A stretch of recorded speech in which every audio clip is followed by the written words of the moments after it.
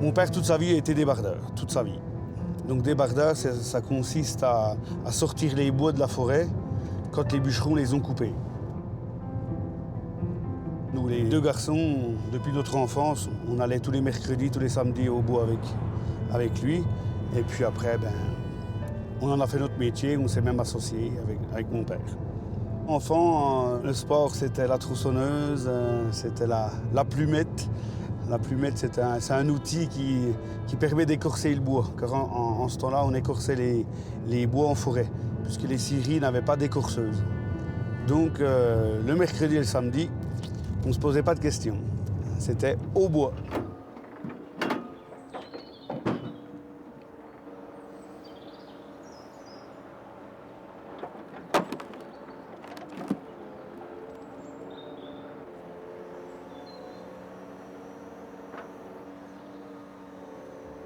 C'est du bois d'épicéa ou de sapin.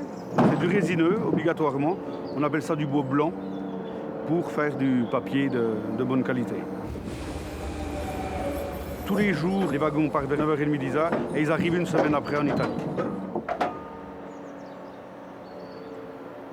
On achète aux communes via l'ONF, c'est-à-dire il y a des ventes publiques aux enchères. Ensuite, c'est les propriétaires privés.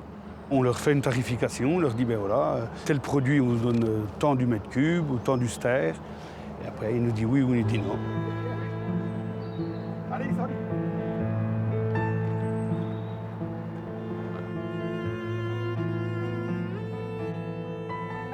À l'heure actuelle, mon entreprise, c'est de l'exploitation forestière. Ça démarre donc de l'achat de bois, ensuite de l'abattage, le débardage, le transport, bien entendu le commerce du bois, et puis livraison de plaquettes forestières.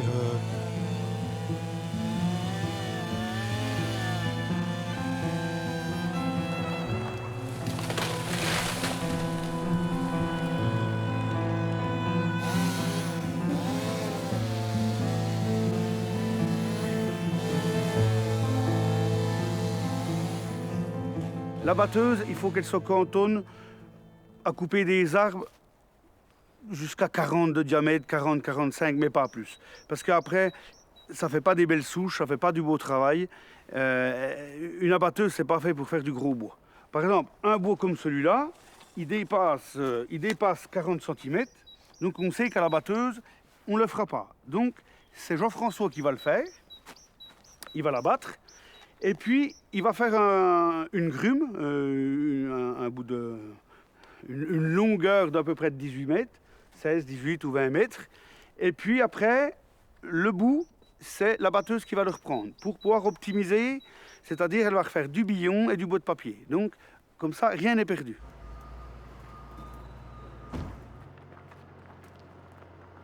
On s'est diversifié dans le bois énergie en 2012. Donc on fait de la plaquette forestière. On livre des chaufferies sur le plateau de Mèche. Donc le crible, c'est un tamis. Et puis donc tout ce qui est poussière, tout ce qui est fine, on appelait ça de la fine, elle descend au plus bas du crible. Et puis donc la belle plaquette, entre parenthèses, celle qui est commercialisable, se trouve ici.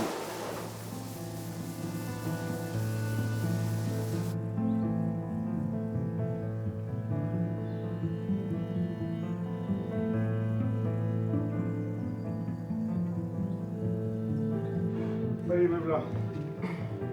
Donc j'ai fait le point là, sur les différents lots de la vente.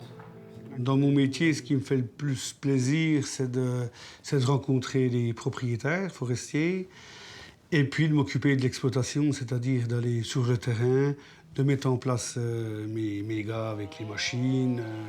Ce que j'aime, c'est le matériel et les gens. Quand j'ai rejoint l'entreprise de mon père en 88, j'étais bûcheron traditionnel, donc tronçonneuse et débardage à câble. Et puis en 2001, après la tempête de 99, il y avait de plus en plus d'éclaircies à faire, des plantations qui commençaient d'avoir 25-30 ans. Donc il fallait faire donc des éclaircies, des opérations sanitaires. Et là, on a fait l'acquisition d'une abatteuse. Aussitôt qu'on fait de l'agrumes, comme sur ce chantier, le bûcheron et la batteuse sont indissociables. La batteuse, elle va aller chercher que cet arbre-là. Donc en faisant précautionneusement, le machiniste sait exactement où il va le poser, cet arbre.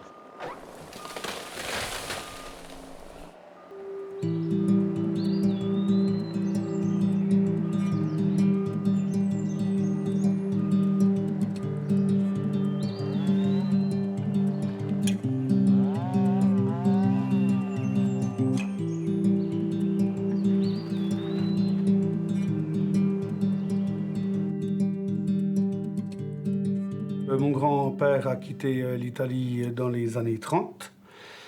Il est venu ici pour trouver du travail, puisque bon, il était contre le régime là-bas en Italie. Et puis, il n'y a pas de cachette là-bas, il crevait de faim. Donc, il est venu ici un peu en éclaireur. Et puis après, une fois qu'il a dû trouver du travail, c'est-à-dire qu'il faisait du charbon, il dormait en forêt, il faisait leur travail en forêt, il était avec ses frères. Il est reparti chercher sa femme et il a eu 5 enfants donc en France. Il y a un peu de Douglas, surtout que c'est une naissance recherche en ce moment.